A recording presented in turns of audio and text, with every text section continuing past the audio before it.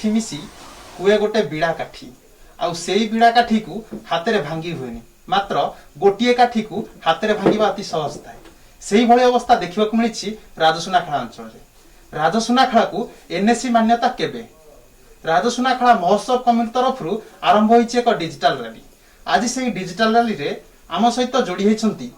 राजसुनाखेला वरिष्ठ नागरिक मंचर सभापति श्रीजुक्त बसंत कुमार महापात्र आसंतु तांकर प्रतिक्रिया नबा कौन रही ए बाबद मतामत। धन्यवाद। ए राजसुनाखेला रे दीर्घ दिन है प्रतीक्षा करा जाय अछि एक एनएससी पाई सेतिमे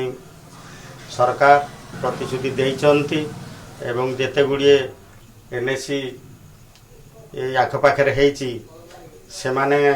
सांगरे राजसुनाखेला नाम जोड़ी है अछि मात्र दुखर कथा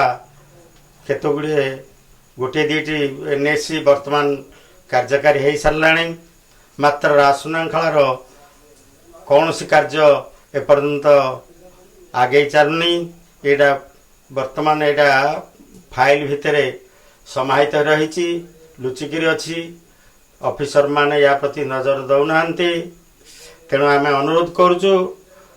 ये वरिष्ठ नागरिक संघ तरफ यार तत्परता सह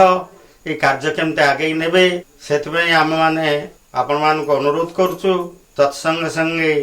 आम ये वरिष्ठ नागरिक तरफ संघबद्ध हो स्ट्राइक करने बाध्य हबु जदि आपण माने आमर ये कथा को ग्रहण न करती ताहले आम बाध्य हो राजरास्ता को ओह्लैबु तत्संगे संगे सरकार पाखक चरम पत्र दबु वर्तमान ये 77 बयस युवपीढ़ी को आशीर्वाद करने संगे संगे से माने जेमते प्रत्येक क्षेत्र में द्रुत गति आगे चलिए एवं प्रत्येक डेवलपमेंट काम प्रत्येक उन्नतिमूलक काम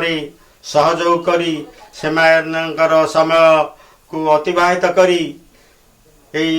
राजसुनाखेला एरिया सर्वांगीन उन्नति करेबे से मु सेमानकु आशीर्वाद सह भगवान पाखे प्रार्थना करुच्ची से सद्बुद्धि दिंतु से माने यथाशीघ्र ये कम करने अग्रसर बन बयस आज 77 टपिलानी मात्र निजर मनोबल आ दृढ़ इच्छाशक्ति किभली राजसुनाखेला को मिलिबो एनएससी मान्यता से निजे सजग ता सहित एते बयस रे मध्य युव समाज को प्रेरणा करुछंती सर्वांगीन उन्नति पाई कौन करिहबो करि चलो तेबे तांको निकट रे थिबा जोश को अशेष अशेष धन्यवाद रहुची नमस्कार।